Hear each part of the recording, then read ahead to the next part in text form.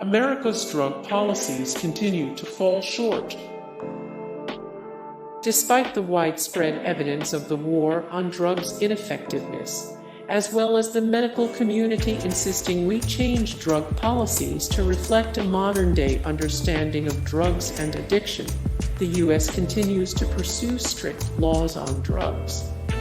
In 2017, Attorney General Jeff Sessions brought the war on drugs back into the limelight, intensifying efforts to rid the country of cannabis and asking for harsher punishments for drug dealers, despite many states legalizing the substance.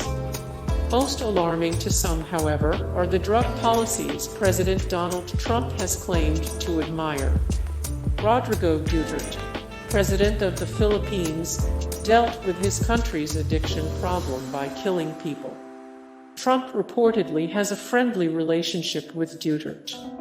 The war on drugs has cost the U.S. over $1 trillion. Ongoing policies seemingly ignore the environmental findings of Rat Park and disregard the genetic and social factors in drug dependency. The war on drugs has been a massive failure.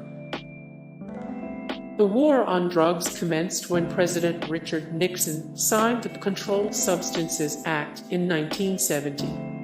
The following year, Nixon said drugs were public enemy no. 1, and that the U.S. officially needed a war on drugs. This sentiment took off on the heels of the 1960s, when recreational drug use had spiked. Nixon and his administration drew hard lines on drug-related criminal activity. They made prison time mandatory and created the Drug Enforcement Administration (DEA). But in the 1990s, John A. Lichman, Nixon's domestic policy chief, reportedly shared some damning statements about the war on drugs' real motives.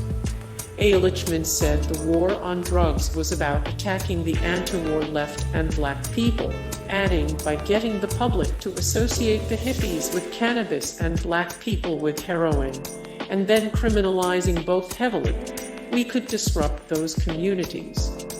Did we know we were lying about the drugs? Of course we did.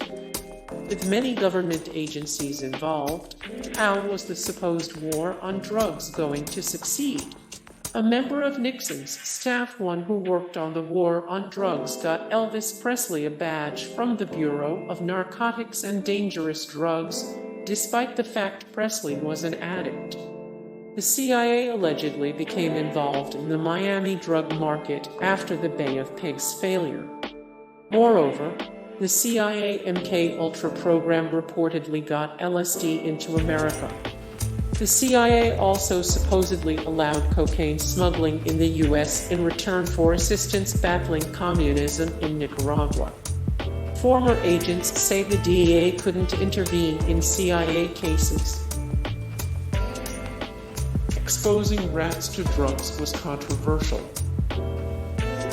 Though the Rat Park study vastly affected how the U.S., the world at large viewed drug addiction, the question remained, was it ethical and useful to use animals to study recreational drugs? After all, how alike are rats and humans, and will both behave the same way with addictive drugs? Will the study's outcomes prove worthy of the controversial use of live rats, especially if those findings are not analogous with humans?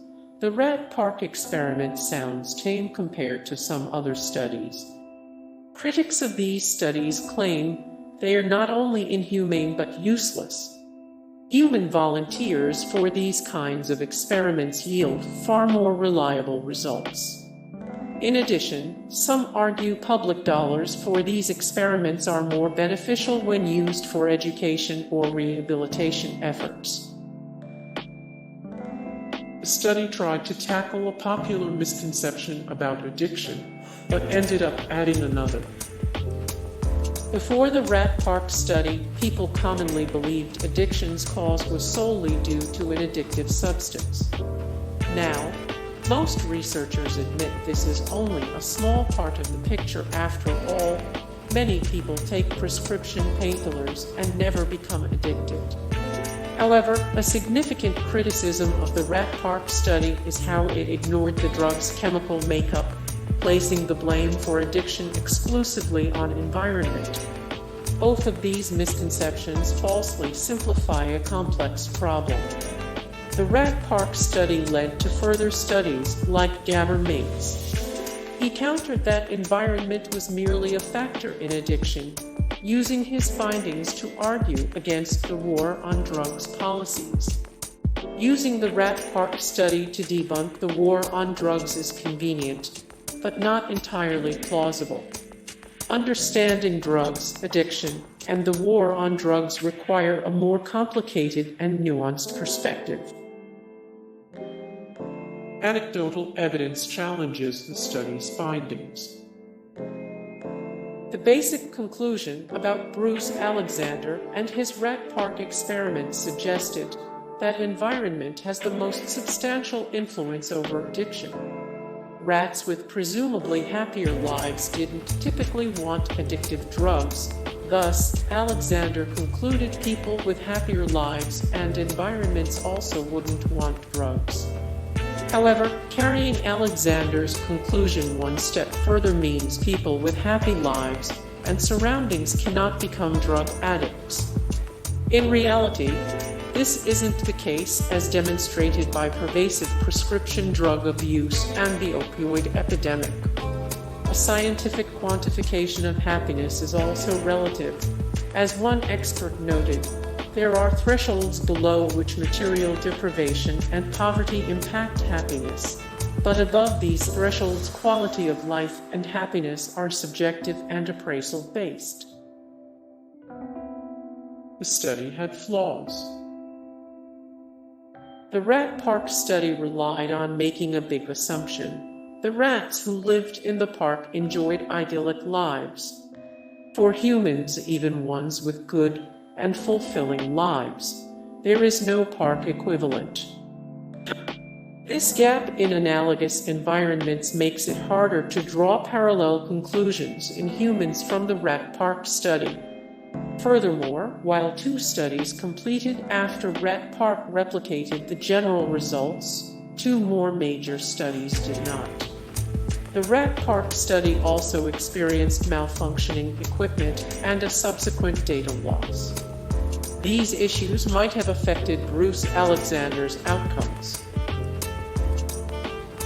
The study suggested environment plays a role in addiction. Many people who grew up in the 70s and 80s remember the war on drugs marketing ploy: if you use drugs, you will get addicted and they will kill you. The cocaine rat commercial infamously portrayed a rat who became fatally addicted to cocaine. The original experiment dramatized by the ad prompted Bruce-Alexander, head of the Rat Park experiment, to ask what the rat would do if it had other options. As the test stood, the rat had nothing to do with its time other than drugs. This question led to the creation of the park, where rats had toys, other rats substantial food, and access to both water bottles. The rats tried the morphine-laced water, but they generally chose otherwise. None of them died by drinking drug-laced water. Compared to rats in isolation, the rats in the park didn't drink a quarter of the amount of laced water.